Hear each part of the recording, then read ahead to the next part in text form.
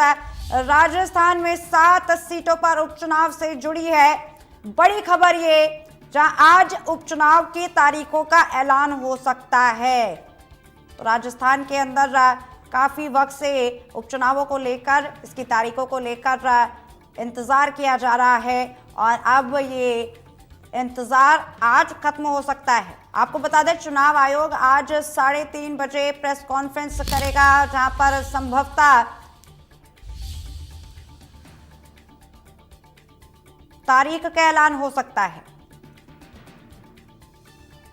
तो आज आपको बता दें कि उपचुनावों की तारीखों का ऐलान सभी के सामने होगा प्रेस कॉन्फ्रेंस के दौरान, जहां पर इस प्रेस रिलीज में चुनाव आयोग राजस्थान उपचुनावों की तारीख का ऐलान करेगा।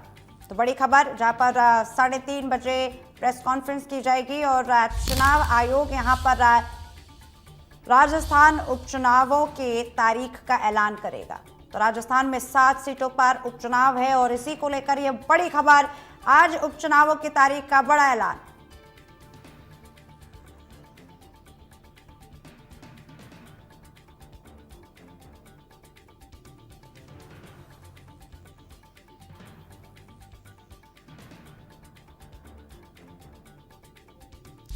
तो वहीं इस खबर पर ज्यादा जानकारी के लिए हमारे साथ इंडिया न्यूज संपादक, राजस्थान संपादक मनु शर्मा जी हमारे साथ मौजूद हैं। तो मनु जी, यहाँ पर आज जिसका एक लंबे वक्त से इंतजार चल रहा था, राजस्थान उपचुनावों के तारीखों को लेकर बड़ा डेवलपमेंट सामने आया है, आज ऐलान हो सकता है, कितना खास ये? देखिए, राजस्थान के लिए काफी महत्वपूर्ण है। इसके साथ में देश में भी प्रदेश 2 राज्यों की जो है सबसे पहले सूचना देना चाहेंगे दर्शकों को, जिसके अंदर महाराष्ट्र है और झारखंड है, इनके भी चुनाव होने हैं। तो सबसे मुख्य रूप से घोषणा इनकी होनी है। साथ में राजस्थान के 7 सीटों के लिए बाई इलेक्शन होने हैं।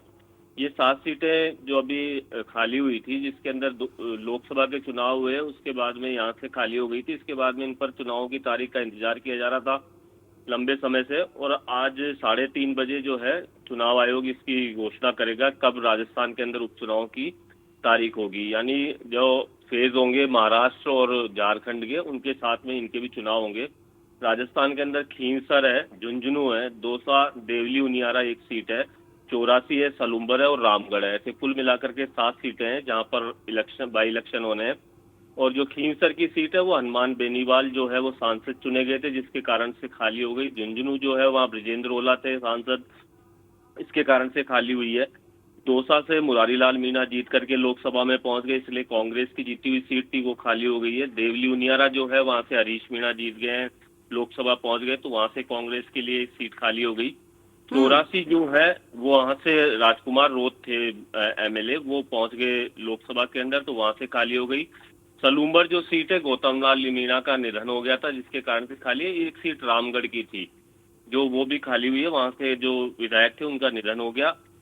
इस कारण से 7 सीटें खाली है। इन 7 सीटों पर उपचुनाव होना है और दोनों ही पार्टियों ने लगातार इसकी तैयारी भी शुरू कर दी थी पहले से, लेकिन तारीखों का इंतजार हो रहा था। लगातार बीजेपी जो है इसमें काफी आगे नजर आ रही है, क्योंकि बीजेपी ने लगातार इसकी बैठकें भी करी राजस्थान के अंदर भी, और हाल ही में 2 दिन पहले कोर कमेटी की बैठक हुई जयपुर के अंदर, उसमें 3-3 नाम फाइनल करके हर सीट के लिए और आला कमान को भिजवा दिया गया। वहां राजस्थान की दिल्ली में भी कोर कमेटी की वरिष्ठ नेताओं के साथ में बैठक हो चुकी है और अंतिम निर्णय दिल्ली से होना है किसको टिकट मिलेगा। या आज की जब तारीख घोषित हो जाएंगी तो उसके बाद में जल्दी वो भी नाम सामने आ जाएंगे। जी बिल्कुल मनु जी, इसके अलावा भी अगर बात की जाए उपचुनावों के अंदर बीजेपी के प्रदर्शन की, तो राजस्थान उपचुनाव में कुछ खास ट्रैक रिकॉर्ड पिछले बार से देखा नहीं गया। ऐसे में जो अब उपचुनाव रहने वाला है, और क्योंकि यहाँ पर तैयारियां भी बीजेपी काफी आगे बढ़ चढ़कर कर रही है, जैसा आपने भी बताया, अब यहाँ पर क्या कुछ बड़े डेवलपमेंट देखने को मिल सकते हैं? देखिए, पुराना इतिहास देखा जाए बाई इलेक्शन का तो उसमें कांग्रेस काफी भारी नजर आई है हमेशा से, लेकिन इस बार जो है भारतीय जनता पार्टी सत्ता में है। इसके कारण से उसके पास में कुछ जनता के बीच में ले जाने के लिए काफी जो 9 महीने की जो उसकी उपलब्धियां हैं, जो कार्यक्रम है, वो लेकर के जनता के बीच में उतरेगी। दूसरी बात है कि अभी हाल ही में हरियाणा के जो चुनाव हुए थे विधानसभा के, उसमें भारतीय जनता पार्टी को अच्छी जीत मिली है, जिसके कारण से उसके कार्यकर्ता काफी उत्साहित है और चुनावी मैदान में जा करके और कार्यकर्ता जो है मुख्य रूप से काम करता है। तो जो खींवसर, झुंझुनू, दौसा, देवली, उनियारा, चौरासी, सलूम्बर और रामगढ़, ये जो सीटें हैं इसमें जातिगत समीकरण तो काम करते हैं, लेकिन खास तौर से जो बीजेपी का कार्यकर्ता लंबे समय से उदासीन था वो, लेकिन हरियाणा के जो चुनाव के जो परिणाम आए उससे काफी उत्साहित है।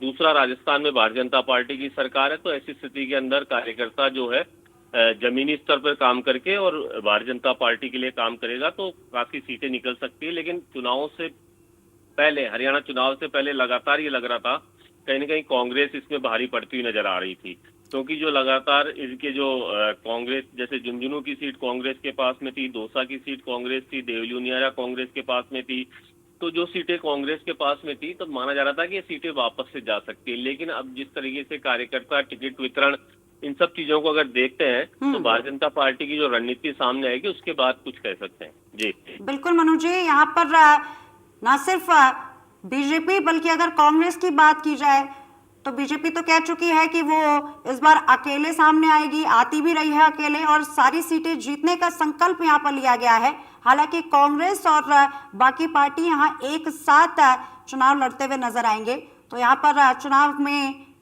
कांग्रेस की क्या स्थिति है?